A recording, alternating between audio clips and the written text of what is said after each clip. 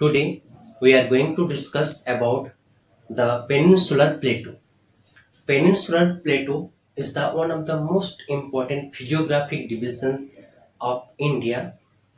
It is located in the southern part of India.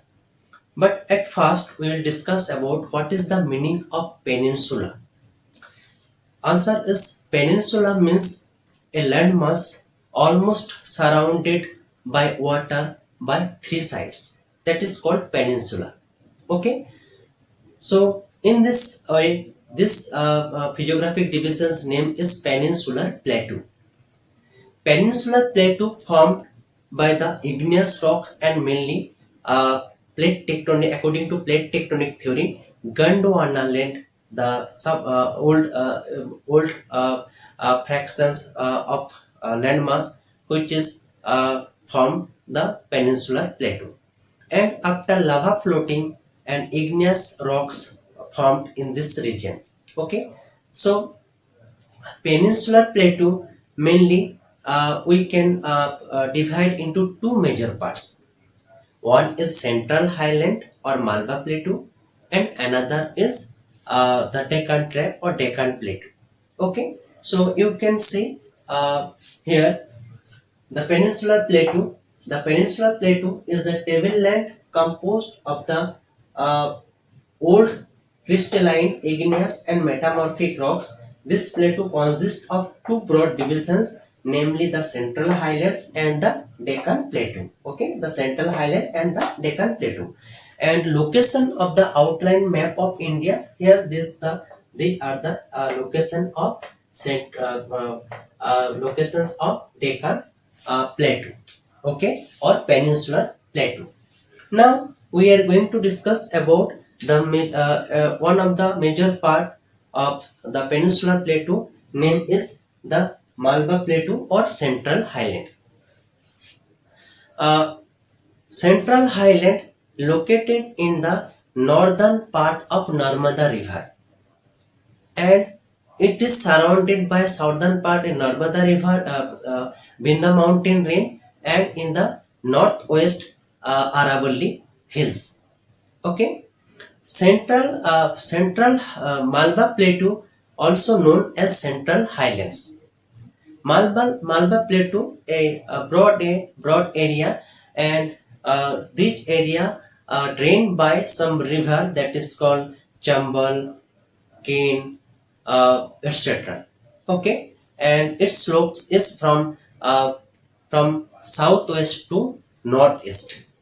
Okay, this is the major features of the Central Highland or Malwa Plateau.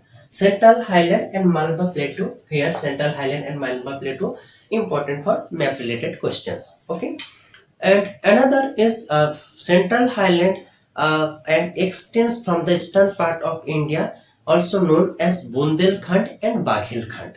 Okay, and it's on its easternmost parts also known as Chotanagpur Plateau. Okay, Chotanagpur Plateau, which is located in the nearby Jharkhand region. Okay, in the Jharkhand state, Chotanagpur Plateau. Chotanagpur Plateau is famous for various types, availability of various types of rocks, various types of minerals, etc.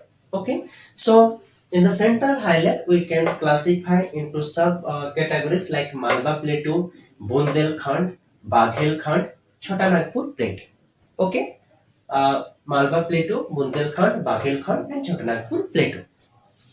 Next to the another part of the peninsular plateau is the Deccan Plateau.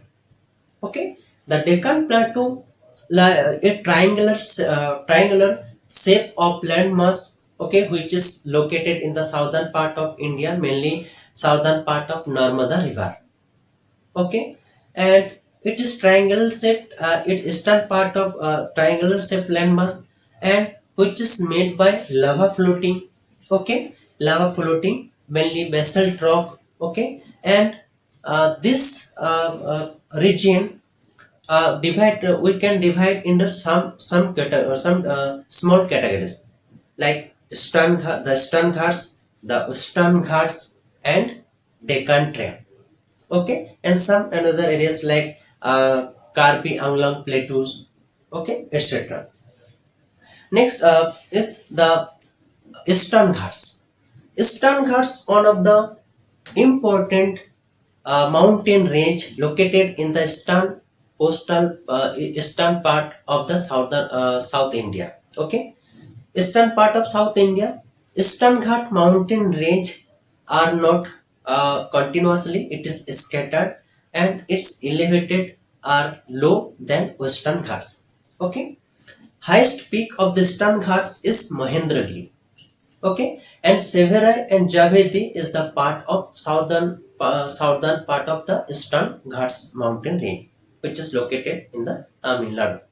Okay, uh, the Western Ghat mountain range located in the western coastal part, lying in the western part of India. Okay, here these are the Eastern Ghats and Western Ghats. Okay, Western Ghats and Western Ghats. Western Ghat mountain range continuously. If we cross from one place to another, we should go through the some three major passes like Thalghat, Borghat, and Balghat passes. Okay, because it is very continuous, and Western Ghat mountain range is higher than Eastern Ghat mountain range. Okay, and highest peak of the Western Ghat is Anaimudi, and Dodabeta is the highest peak of Nilgiri mountain, Nilgiri hills. Okay, so uh, Western Ghat mountain range also the causes of orographic rain, and due to orographic rain, western part of Western Ghat and Western Ghat region are very thickly and densely uh, covered by uh, uh, covered by natural vegetations, mainly uh, evergreen forest, and this area also very famous for wildlife resources, etc. Okay, so after Eastern Ghat and Western Ghat, another is Deccan Trap. Deccan means south and trap means stair. Okay, so this area also known as Deccan Trap. Slope of the Deccan Traps is the from western to southeast, western to eastward. Okay, this is the slope of Deccan Trap.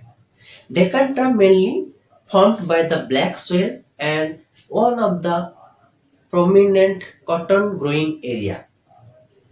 Black soil from by basalt rocks. Okay, this is the major importance and major features of the Deccan Trap. Okay, Deccan Trap surrounded by Eastern Ghat, and in the Western Ghat, and in the northern part of uh, uh, uh, not in the Satpura hills. Okay, Satpura mountain range, and in the southern part of India like Saverai, Javedi, etc. Okay, so these are the major informations about the peninsular plateau. But one information is the Deccan Trap and Peninsular Plateau profile. If physiographic diagram is this. Okay, the Peninsular Plateau. This is the Western Ghat mountain range and the Eastern Ghat mountain range. In between the Deccan Plateau located. Okay, Deccan Plateau. So I think you have got sufficient knowledge about it. In this section, one of the important questions in this section is like describe with suitable diagram the the peninsular plateau, about the peninsular plateau. Okay, so thank you so much.